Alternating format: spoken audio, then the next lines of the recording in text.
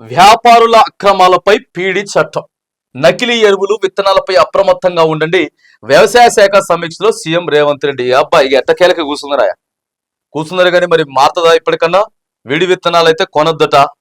సమీక్షలో సీఎం రేవంత్ రెడ్డి, మంత్రి తుమ్మల, శేషాద్రి, రఘునందన్ రావు, రామకృష్ణారావు, సందీప్ సుల్తానియా. ఎట్లా అంటే రాష్ట్రంలో వానాకాలం సీజన్లో నకిలీ విత్తనాలు మామూలుగా కాదు. అక్కడ మనం చూసినాం కదా, గత 2-3 రోజులు చూస్తా ఉన్నాం.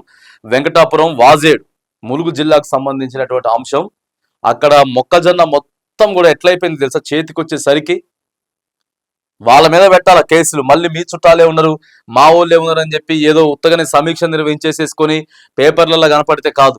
క్షేత్రస్థాయిలో ఎవరెవరైతే ఉన్నారో మూకుమ్మడిగా చిన్న చిన్న కేసులు కాకుండా పీడీ యాక్టులు పెట్టాలి.